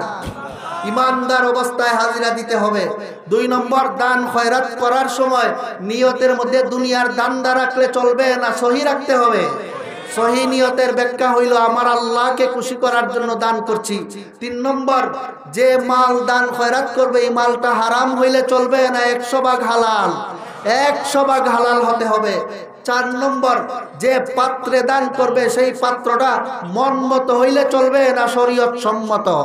শরীয়ত সম্মত হাত হতে হবে। 5 নম্বর, দান খয়রাত যাকে করবে তাকে কোনোদিন খোঁটা দিতে পারবে না। 6 নম্বর, যাকে দান করবে তার সাথে দান খয়রাতের কারণে শারীরিক মানসিক কোনো কষ্টদায়ক আচরণ করতে পারবে না। 7 নম্বর, যে মালটা দান করবে, যে সম্পদ দান করবে সেই সম্পদটা তার কাছে ঘৃণিত হতে হবে না পছন্দনীয়? কথা বলেন না রে ভাই সবাই? পছন্দনীয় হতে হবে, মনে চাইতাছে নিজের কাছে রাখতো এমন মাল দিতে হবে। নিজের মনেই চাইতাছে বিপদ দূর করতে, এই বিপদ দূর করার কারণে ওই বিপদ দূর দূর হইছে এতটুকুই তোমার সওয়াব, আখিরাতে সওয়াব পাওয়ার আশা করো না। মুহতারাম হাজিরিন, আমি আপনারা জিজ্ঞাসা করি, একজন মানুষে যদি জানে, আত্মমর্যাদাবোধ সম্পন্ন মানুষে যদি জানে এই মানুষটাই একটা ফসা জিনিস নিজের কাছে রাখতে চায় না, আমার দান করতে চায়, আত্মমর্যাদা সম্পন্ন মানুষ এটা নিতে চাইব? কইব একটা এরই রাখতে দাও, যেদিন আমার দরকার আছিল এদিন দিছে না, এখন ফচ্ছে কেউ নেয় না, এখন আমার ঠেলে, আমি তারটা নিব না। দুনিয়ার মানুষের যদি এই পরিমাণ আত্মমর্যাদাবোধ থাকে, যার সময়ে অসময়ে ফসা জিনিস কাজেও লাগাইতে পারে, যে আল্লাহর এক পায়ের কোনো প্রয়োজন নাই, তারে ফসা জিনিস ঠেললে উনি নিবেন, তোমারে সব দিবেন, পাগলই শুননি আল্লাহ। তুমি যদি দুনিয়ার মানুষের এই এতটুকু আত্মমর্যাদাবোধ বুঝো, তা আল্লাহর আত্মমর্যাদাবোধ যে হাজার মানুষ, কোটি মানুষ না, সমস্ত মানুষের চেয়ে বেশি, সেই জিনিসটা তুমি বুঝতে চাও না কেন? ভালো রকম স্মরণ রাখেন, এই আয়াতের ব্যাখ্যায় মুফাসসিরিনে কেরাম তাফসীরের কিতাবে লেখছেন, একটা মুহূর্ত আছে মানুষের দান খয়রাত করলে সওয়াব পায়, তবে একবারে কম পায়। সেটা হইল, এটাও বলে দেই, অনেক মানুষ আছে জীবনভর দান খয়রাত করছে না, বুড়া হইয়া এখন কই বড় যাইবার টাইম আইছে, এখন দেখছে যে সারা জীবন যা করছি কোনো তো কামে আয় না, এখন আইয়া কয়রে কিছু দিয়া যায় আখেরাতে যেন ভাই। এখন তো এই সম্পদ দিয়া গাড়ি কিনে দৌড়ানির ক্ষমতা নাই, এখন তো এই সম্পদ দিয়া বড় কিছু খাওয়ার ক্ষমতাও নাই, এখন তো এই সম্পদ দিয়া কোনো কিছু করতে পারবে না, অচল হইয়া গেছে। এখন কয় যে আর যখন কিছু করতেই পারি না, কিছু টেহা মসজিদও দিয়া যায়, কিছু ক্ষেত মসজিদও দিয়া যায়, একটা হইল দিয়া যায় এই নিয়তে যেন তার নামটা থাকে, তো শেষ হই দুনিয়ার নাম হইতো, দাতা অমুক লেখা থাকতো, এই নিয়তে যদি দেয়তে সব রইব না শেষ। আর যদি হয় আখেরাতে পাওয়ার নিয়তে দেই, তাইলে আল্লাহর রাসূল ফরমান তুমিও পুরাপুরি পাবে না, কারণ তোমার যখন দরকার আছিল সময় দিছ না, যখন দরকার নাই আর ওসল হইয়া গেছো তখন টেক্কা দিছো। যারা ঠেকা বসত দান খয়রাত করো, আর যারা আগ্রহ করে দেয়, দুই দলের সমান সওয়াব হতে পারে না। এজন্য দান খয়রাত কোন সময় করব? যখন আমার প্রয়োজন আছে তখনই করব। তখন আল্লাহ বুঝবেন বান্দা আমার কাছে দান করাটা তার নিজের প্রয়োজনের চেয়ে বেশি মূল্য দিয়েছে, তখন আল্লাহ বান্দাকে বেশির থেকে বেশি সওয়াব দান করতে থাকে। ভাইরা আমার, এই সবগুলি শর্ত সাপেক্ষে যখন মানুষ দান খয়রাত করে, তখন মানুষ মনে করে দানটা আমি মাদ্রাসাত করছি, মানুষ মনে করে আমি দানটা ফকির মিসকিনকে করছি। আসলে ফকির মিসকিনকে করে নাই, আসল মাদ্রাসা মসজিদে করে নাই, বরং ডাইরেক্ট আল্লাহর কুদরতি হাতে সে করেছে। আল্লাহ পাক রব্বুল আলামিন নিজেই বলেন, আলাম ইয়ালামু আন্নাল্লাহা হুয়া ইয়াকবালুত তাওবাতা আন ইবাদিহি ওয়া ইয়াকুদুস সাদাকাত। হে রাসূল করিম সাল্লাল্লাহু আলাইহি ওয়াসাল্লাম, আপনি আমার বান্দাদেরকে জানায় দেন। আয়াতের একটা বিশেষ প্রেক্ষাপট আছে, আমার জানাও আছে, কিন্তু সময় নাই, বলতে পারবো না। কিছু সংখ্যক সাহাবীর বিশেষ কারণে আয়াতটা নাযিল হয়েছিল এবং দান খয়রাতের কারণে বড় গুনাহ মাফ হয়ে গেছিল। তখন ফেরেশতারা আশ্চর্য, সাহাবীরা আশ্চর্য হয়ে গেছিলেন যে এই লোকটার এত বড় অপরাধ ক্ষমা হয়ে গেল। আল্লাহ আয়াত নাজিল করে বলেন, লোকটাই যে দান খয়রাত করছে তোমরা মনে করছো মানুষরে দিছে, না না, তার দান খয়রাত স্বয়ং আমি আল্লাহর হাতে সে করেছে, আমি তার দানটা নিজের হাতে নিয়ে গেছি। এটা কোরআনের আয়াত। হাদিস শরীফের মধ্যে আছে, আল্লাহর রাসূল বলেন, আন আবি হুরায়রা রাদিয়াল্লাহু তাআলা আনহু قال قال رسول الله صلى الله عليه وسلم ما منكم من أحد يتصدق من طيب ولا يقبل الله إلا الطيب إلا الله يأخذها بيمينه فيربيها له كما يربي أحدكم فلوه أو قال فصيلة حتى تكون التمرة مثل أحد رواه البخاري ومسلم أو كما قال عليه الصلاة والسلام। আল্লাহর রাসূল বলেন, হে দুনিয়ার মানুষেরা, তোমরা যে দান খয়রাত করো, শর্ত সাপেক্ষে যে দানগুলি তোমরা করো, তোমরা মনে করতাছো এগুলি ফকিরকে দিছ, তোমরা মনে করতাছো এগুলি মাদ্রাসায় দিয়েছি, এগুলি মনে করতাছো মসজিদে দিছি। না না, ইয়াতাসাদদাকু মিন তাইয়িবিন ফায়াকবালুল্লাহু ইল্লা তাইয়িব ইল্লাল্লাহু ইয়াখুযুহা বিয়ামিনিহি। শুনে রাখো, তোমরা যে আল্লাহর রাস্তায় দান খয়রাত করো, সেই দানটা স্বয়ং আল্লাহ নিজের কুদরতি দান হাতে নিজে নিয়ে আনে। যেমন ভাবে তোমরা হাত ধরে কোনো জিনিস চাললে আরেকজন মানুষের দামি জিনিস লুফে নেয়, আল্লাহর কোনো খাঁটি বান্দা শর্ত সাপেক্ষে আল্লাহর রাস্তায় দান করলে আল্লাহ বলেন, আল্লাহর রসুল বলেন, দানটা নিচে পড়তে পারে না, ফকিরের হাতে পড়তে পারে না, এর আগে আল্লাহর কুদরতি হাতে পড়ে যায়। কুদরতি হাতে যখন পড়ে তখন এতগুলি শর্ত সাপেক্ষে বান্দায় দানটা করেছে, আল্লাহর কাছে এত পছন্দ হয়। রসুল করিম সাল্লাল্লাহু আলাইহি ওয়াসাল্লাম উদাহরণ দিয়ে বলেছেন, উদাহরণটা আগে শুনুন। রসুল আরবের হিসাবে উদাহরণ দিয়েছেন, আমরা এলাকার হিসাবে আমি আপনাদেরকে বলছি। আপনাদের এলাকায় মানুষে গরু ছাগল ভালে কিনা? ইয়া আল্লাহ, পিছনের মানুষ ঘুমাই দিয়েছেন নাকি? এই এলাকার মানুষে গরু ছাগল ভালে কিনা? যদি ফাইল্লা থাকে, গরু যখন বাচ্চা দেয়, ছাগলে যখন বাচ্চা দেয়, বাচ্চাটা দেওয়ার সাথে সাথে মানুষে গলার টিভা মাইরা মাইরা ফালায় না ফালতে ফালতে বড় করে? যদি কোনো সময় অসুস্থ হয় তখন কি ফেলে দেয় না চিকিৎসা কইরা ভালো করার চেষ্টা করে? পিছনের মানুষ বলেন না, তখন ফালাইয়া চলে যায় না চিকিৎসা করে? চিকিৎসা কেন করে? তার কাছে এই গরু ছাগলের কোনো মূল্য নাই, না বেশি মূল্য তাহার কারণে, বেশি মূল্য তাহার কারণে এবং তার কাছে পছন্দনীয় হওয়ার কারণে। তার কাছে ঘৃণিত না, এটা পছন্দের জিনিস, এই জন্য সেইটারে লালন পালন করতে থাকে। যে যত বড় দক্ষ লালন পালনকারী, তার লালিত পালিত জিনিসটাও তত তাড়াতাড়ি বড় হয়।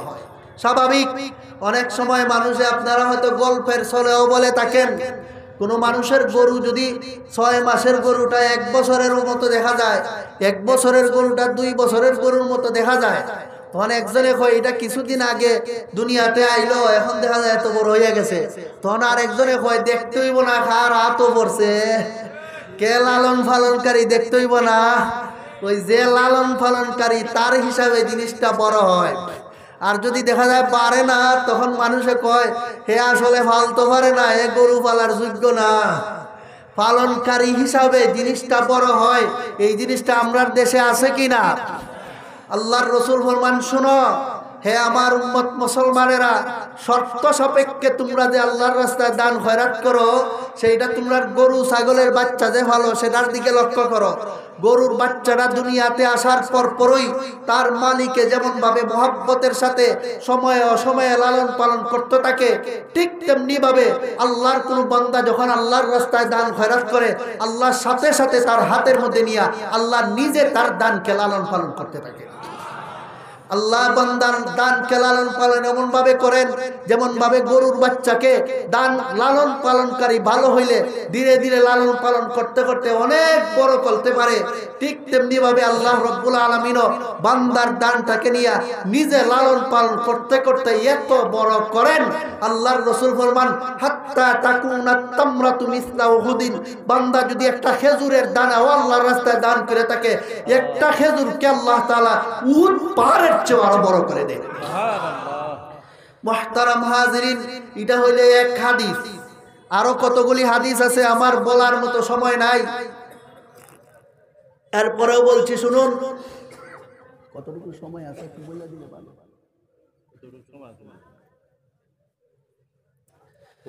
মুহতারাম হাজিরিন, মানুষে যখন দান খয়রাত করে, দান খয়রাত করার পরে আল্লাহ রব্বুল আলামিন দান খয়রাতটাকে বড় করে পুরস্কার দিবেন পরকালে। এটা হলো দান খয়রাতের একটা লাভ। দান খয়রাত বড় করে আল্লাহ রব্বুল আলামিন এর কিছু অগ্রিম পুরস্কার দুনিয়াতেও পাঠাইয়া দেয়। আখেরাতে তো পাবেই, আখেরাতে আরো কি পাবে একটু পরে বলি। দুনিয়াতেই আল্লাহ তাআলা পাঠাইয়া দেন যেগুলি, এগুলো একটু শুনুন। একটা গরু যেভাবে মালিকে যেদিন গরু বিক্রি করবে, বিক্রির দিন গাভীর যে মূল্য পাবে, এর আগে কি দুধ খাওয়ার মাধ্যমে লাভ করতে পারে না?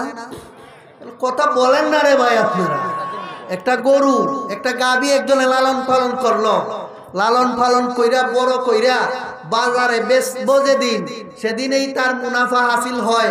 এর আগে কি দুধ খাওয়ার মাধ্যমে লাভবান হইতে পারে না?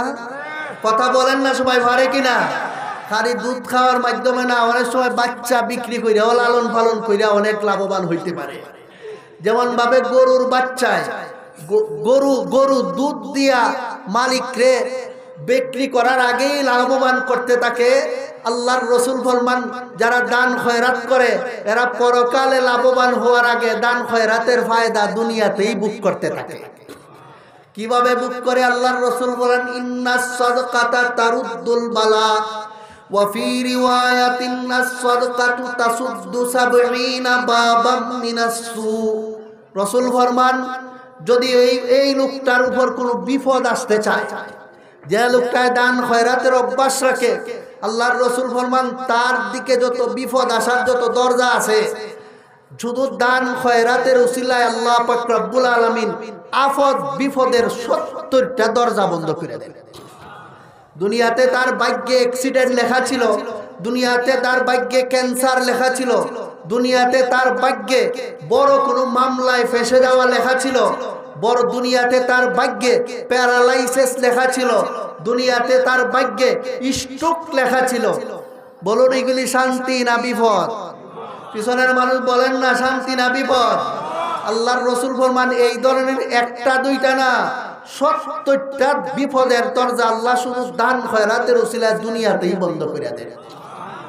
এটা হলো গাবি বিক্রি করার আগে দুধের দ্বারা যেমন ভাবে লাভবান হয়, হাসরের মাঠে পুরস্কার পাওয়ার আগে দুনিয়াতেই লাভবান হওয়ার মাধ্যম। কথা বুঝলেন কিনা?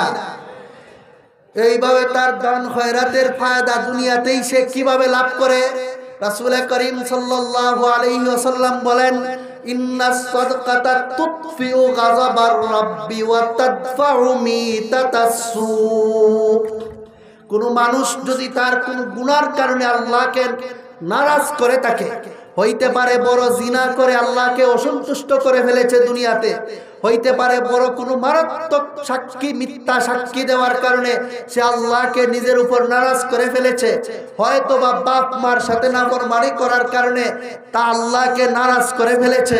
এমন কোনো কারণে যদি কেউ আল্লাহকে নারাজ করে থাকে, আল্লাহর রসুল ফরমান, দান খয়রাতের পুরস্কার তো পরকালে পাবেই, অগ্রিম পুরস্কার হিসাবে আল্লাহ পাক রব্বুল আলামিন তার উপর যে অসন্তুষ্ট ছিলেন, দান খয়রাতের উপর খুশি হইয়া আল্লাহ পিছনের গুনাহ মাফ করে বান্দার উপর দুনিয়াতেই খুশি হইয়া যায়। এর চেয়ে আর কিছু লাগে না রে মানুষ, আমার উপর আমার আল্লাহ খুশি, এর চেয়ে বান্দার বড় কোনো পাওনা লাগে না। কিন্তু এই পাওনাটা মানুষ, এই জিনিসটা পায় মানুষ হাত মুঠ করে আটাইয়া রাখলে না দান খয়রাত করলে? কথা বলেন না আপনারা? যেমনে মন চায় দান খয়রাত করলে না শর্ত সাপেক্ষে?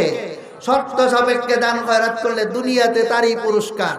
আল্লাহর রাসূল ফরমান, শুধু তাই না, দুনিয়াতে আল্লাহ পাক রব্বুল আলামিন যারা দান খয়রাত শর্ত সাপেক্ষে করে, পরকালের পুরস্কার আগে দুনিয়াতে আল্লাহ যত পুরস্কার দেন, এর মধ্যে আরেকটা পুরস্কার হইল আল্লাহ তাকে বেঈমান হইয়া মরণ থেকে হেফাজত করে। আর কি লাগে? এর চেয়ে বড় পুরস্কার আর কি হইতে পারে? মানুষ সারা জীবন ভর নামাজ পড়লাম, মরণের আগে বেঈমান হইয়া মরলাম, তে আমার আর ফেরাউনের মধ্যে কোনো বেশ কম আছে? আমি যদি সারা জীবন ভর নামাজ পড়লাম, রোজা রাখলাম, মরণের আগে বেঈমান হইয়া মরলাম, তাহলে আমার আর আবু জেহেলের মধ্যে কোনো পার্থক্য নাই, আমার আর আবু লাহাবের মধ্যে কোনো পার্থক্য নাই, আমার আর নমরুদ ফেরাউনের মধ্যে কোনো পার্থক্য নাই। নমরুদ ফেরাউন যেমন চিরকালের জন্য জাহান্নামী, আমিও মৌতের আগে বেঈমান হয়ে গেলে চিরকালের জন্য জাহান্নামী। কাজেই মরণের সময় ঈমান নসিব হওয়ার জরুরত আছে কিনা আপনারাই বলুন? সবাই বলতে হবে, আছে কিনা? মানুষ মরণের সময় ঈমান নসিব হবে কিভাবে? আল্লাহর রাসূল ফরমান, ইন্নাস সাদকাতা তুতফিউ গাযাবার রাব্বি ওয়া তাদফাউ মিতাতাস সু।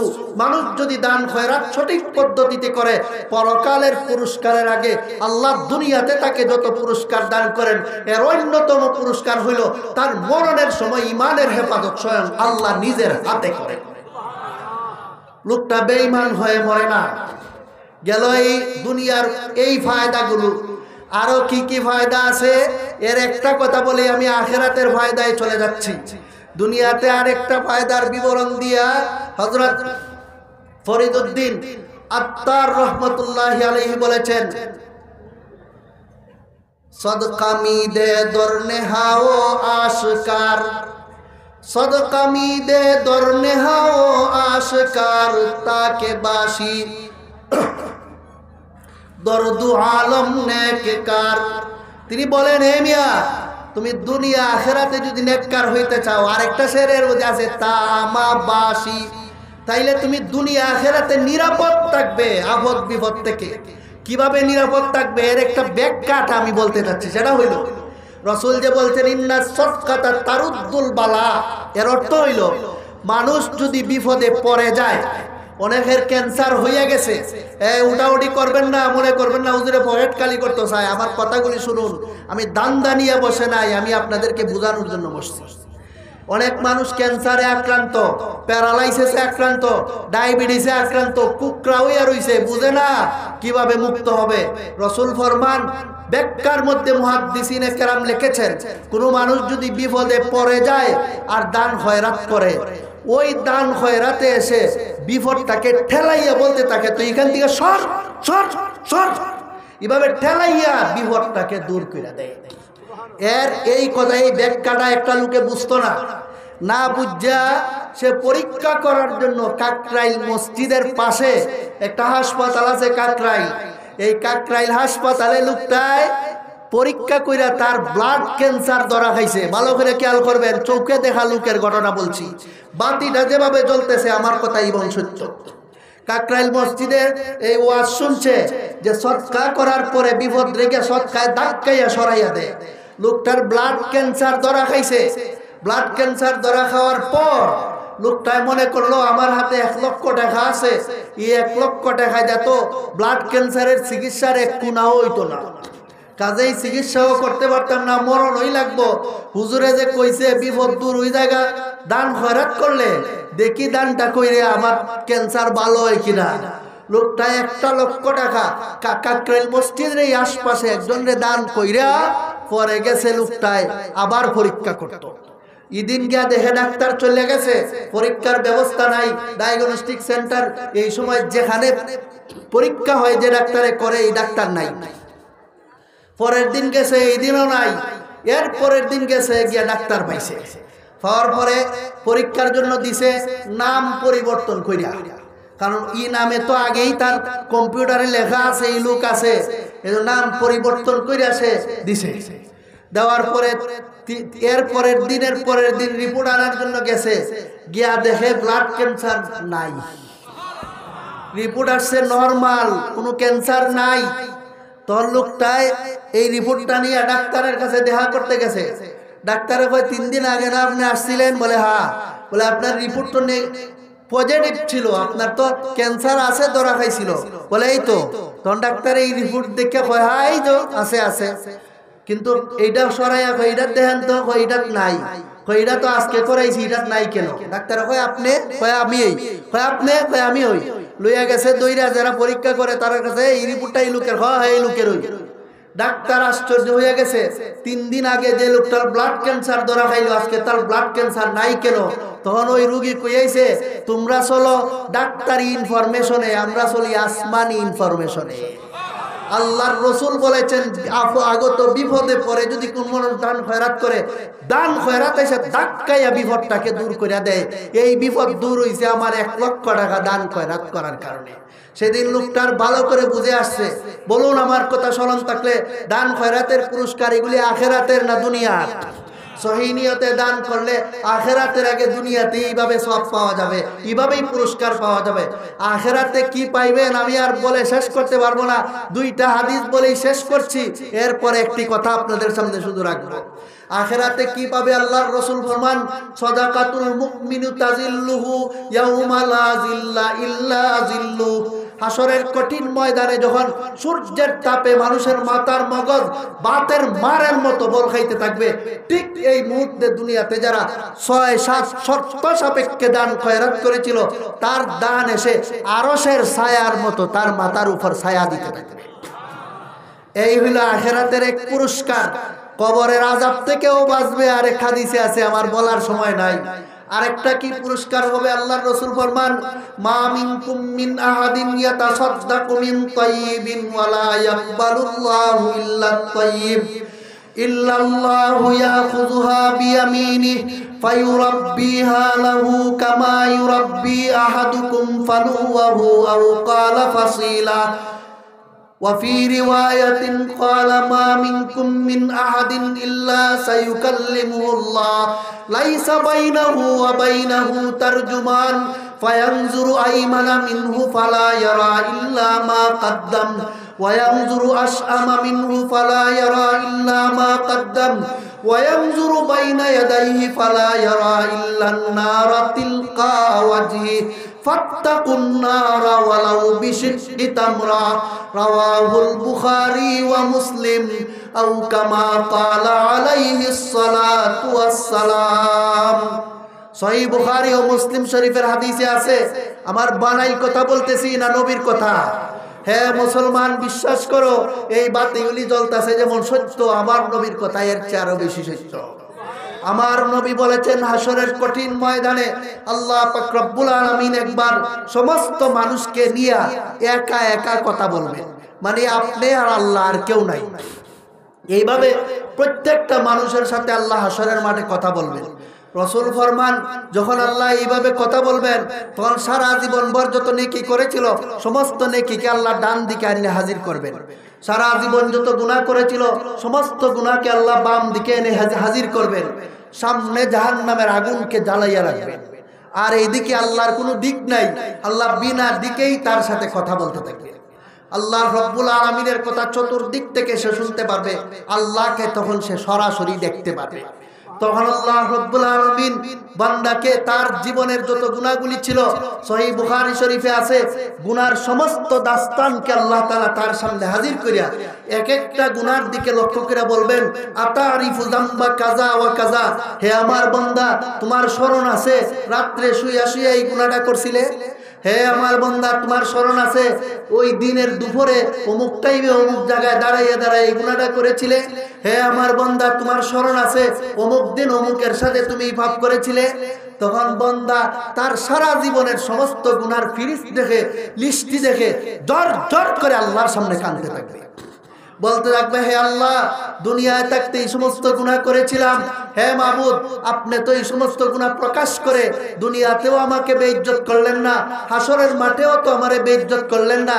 এখন একা একা এনে আমার সমস্ত গুনাহ স্মরণ করাই আল্লাহ এই জাহান্নামে দিতে চান। মাবুদ, আপনি যদি আমাকে না বাঁচান আমার কোনো উপায় নাই হে আল্লাহ। তখন আল্লাহ রব্বুল আলামিন বলবেন, সাতারতুহা ফিদ দুনিয়া ওয়া গাফারতুহা লাকাল আন, বলবেন আল্লাহ, হে বান্দা, দুনিয়াতে তোমার দান খয়রাতের উসিলায় আমি আল্লাহ তোমার ইজ্জত হেফাজত করে রেখেছিলাম, মানুষের সামনে তোমার গুনাহ প্রকাশ হইতে দেই নাই। হাসরের মাঠেও আমি আল্লাহ তোমার দান খয়রাতের উসিলায় গুনাহগুলি ডেকে রেখেছিলাম, প্রকাশ হইতে দেই নাই। উল্টা তোমার দান খয়রাতের কারণে তোমার মাথার উপর ছায়া দিয়া রাখছিলাম। হে আমার বান্দা, শুনে রাখো, আজকে তোমার দানের উসিলায় ভয়ঙ্কর জাহান্নামের আগুন থেকে আমি তোমারে মাফ করে দিলাম। রাসূল ফরমান, ইত্তাকুন নারা ওয়ালাউ বিশিক্কি তামরা, হে আমার উম্মত মুসলমানেরা, আমি রাসূলুল্লাহ বলছি, তোমরা নিজেদেরকে একটা খেজুরের টুকরা দিয়া হইল জাহান্নামের আগুন থেকে বাঁচানোর চেষ্টা করো। হাদিসের ব্যাখ্যায় মুহাদ্দিসিনে কেরাম লেখছেন, হাসরের মাঠে মানুষ জাহান্নাম থেকে বাঁচার সবচেয়ে বড় মাধ্যম যে জিনিসটা খুঁজে পাবে সেইটার নাম হলো দান খয়রাত। এজন্যই আল্লাহ পবিত্র কোরআনে আমি যে আয়াত তিলাওয়াত করেছি সেই আয়াতে বলেন, ওয়ানফিকু মিম্মা রাযাকনাকুম মিন ক্বাবলি আইয়াতিয়া আহাদাকুমুল মাউত ফায়াকুল রাব্বি লাউলা আখখারতানি ইলা আজালিন কারীবিন ফাআসসাদদাকা ওয়া আকুম মিনাস সালিহিন। হাসরের মাঠে মানুষ যখন যাবে, কোন আয়াতের মধ্যে ব্যাখ্যায় লেখছেন সক্রাতের মুহূর্তে থেকে এই কথা শুরু হয়ে যাবে মানুষের। যখন মানুষ দেখবে পরকালে মাপ পাওয়ার সবচেয়ে বড় মাধ্যমটার নাম হলো দান খয়রাত, তখন বান্দা আল্লাহর কাছে বলবে, হে আল্লাহ, তোমার কাছে ভিক্ষা চাই, লাউলা আখখারতানি ইলা আজালিন কারীবিন, রব্বুল আলামিন মেহেরবানি করে আমাদেরকে দুনিয়াতে একটা মুহূর্তের জন্য আবার ফেরত পাঠাও। কেন বান্দা, কেন তুমি এখন আবার দুনিয়াতে ফেরত যাইতে চাও, বান্দা বলবে ফাস সাদকা, আসাদকা, এটা পাবলিকেও বোঝে। আল্লাহ আমি সদকা কইরা আইতাম, দান কইরা আইতাম। কেন রে বান্দা এখন তুমি দান করতে চাও কেন? মুফাসসিরিনে কেরাম আয়াতের ব্যাখ্যায় লেখেন, মানুষ দেখবে নামাজ পড়ে আসলে আখিরাতে মাফ পাওয়ার অত বড় উসিল্লা হয় না, দান খয়রাত করে আওয়ার কারণে আজকে মানুষের মাপ পাওয়ার যত বড় উসিল্লা হয়েছে। এজন্য নামাজ পড়ে আইমু, রোজা পড়ে রাখতে আইমু, হজ করে আইমু, এই কোনো কথা আল্লাহর কাছে না বললা বলবে আল্লাহ আমাকে আবার দুনিয়াত পাঠাও, আমি তোমার কাছে দান খয়রাত করে আবার পরকালে চলে আসবো। সেই দিন মানুষ আফসোস করে বলবে লাউ ইয়া লাইতানি কদ্দামতু লি হায়াতি, আয় আফসোস দুনিয়ার থাকতে যদি আরো কিছু পয়সা দান কইরাইতাম তাহলে কতই না ভালো ছিল, কতই না ভালো ছিল। কিন্তু আমি আপনাদেরকে জিজ্ঞাসা করি, মরলে কি আর কেউ ফেরত আসতে পারবে? পারবে না। কিন্তু আফসোস ঠিকই করব। আল্লাহর কোরআন কোনোদিন মিথ্যা হইতে পারে না। আল্লাহ মুমিন মুসলমানকে বলছেন তোমরাও আফসোস করবে পরকালে, বলবে আবার আমারে ফেরত পাঠাও, আমি দান খয়রাত করে আসব। আমি আল্লাহ বলে দিচ্ছি পরকালে যেন আফসোস করতে না হয়। এখনো সময় আছে, দুনিয়ার থাকতেই দান করে যাও, দান করে যাও, দান করে যাও। মুহতারাম হাজিরিন, দান খয়রাতেরও দুই চারটা খাত আছে। কিছু খাত আছে এমন যে এখানে দান খয়রাত করে আপনি চলে গেলে যতদিন দিছেন খাইছে লোকটা এতদিনই শেষ। কিন্তু কিছু দান খয়রাতের জায়গা আছে, এখানে আপনি একটা গাছ লাগাইয়া গেছেন, আপনি কবরে চলে যাবেন, কিয়ামত পর্যন্ত আপনার কবরে এই গাছের ফল তথা সওয়াব 24 ঘন্টা বাতাসের মতো বসতে থাকবে। জীবিত অবস্থায় শ্বাস প্রশ্বাস যেমন 24 ঘন্টা আপনার নাকের ডগায় পৌঁছত, কবরে থাকা অবস্থায় 24 ঘন্টা সেইভাবে আপনার কবরের মধ্যে সওয়াব যাইতেই থাকবে। এমন একটা খাতের নাম হইল মসজিদ মাদ্রাসা। শাইখুল হাদিস আল্লামা আজিজুল হক সাহেব রহমাতুল্লাহি আলাইহি বলতেন, মানুষে মাদ্রাসারে মনে করে নবীর ঘর আর মসজিদরে মনে করে আল্লাহর ঘর। শাইখুল হাদিস সাহেব বলতেন, আমি আজিজুল হকের মতে মসজিদে দান করাতের চেয়ে মাদ্রাসায় দান করলে সব বেশি। মানুষে কয় হুজুর কথাটা বুঝলাম না, মসজিদ না আল্লাহর ঘর? বলে শোনো আমার কথা শোনো, মসজিদ আল্লাহর ঘর ঠিক আছে, কিন্তু এই মসজিদও বইরা কজন বড় আলিম হয়, কজন মসজিদের ইমাম হয়, কয়জন মসজিদ বানাউরা হয়। কিন্তু মাদ্রাসায় যদি কেউ পড়ে, এই লোকটা কয়েকদিন পরে বিশাল মাদ্রাসার প্রতিষ্ঠাতা হয়। এই মাদ্রাসার মধ্যে খালি মাদ্রাসাই থাকে না, বড় মসজিদও থাকে। কথা বলেন না রে ভাই আপনারা? এরা হাজার হাজার মসজিদের নির্মাতা হয়। এই জন্য মাদ্রাসার দান মসজিদে দানের চেয়েও আল্লামা আজিজুল হক সাহেব বলতেন আরো বেশি সওয়াব হয়। আমি বলি না যে মসজিদে দিয়েন না, আমার কথা বোঝানোর উদ্দেশ্য সব বর্তমান সময়ে মানুষের দান খয়রাত সবচেয়ে বেশি উপযুক্ত জায়গায় যেখানে লাগে সেইটার নাম হইল একমাত্র কওমি মাদ্রাসা। এই কওমি মাদ্রাসার আলেমরা আপনার দানটাকে যথাযথ খাতে ব্যবহার করে এখান থেকে আরো হাজার হাজার আলিম উলামা বের করে দেন, যারা কিয়ামত পর্যন্ত আল্লাহর দ্বীনকে জমিনে কায়েম রাখে। আর আপনি কবরে শুয়া শুয়া লক্ষ লক্ষ হাফিজে কোরআনের, লক্ষ লক্ষ আলিমের কোরআন খতমের, হাদিস খতমের, ফতোয়া দানের সব আপনি বিনা আলেম হয়েই কবরে পাইতে থাকে।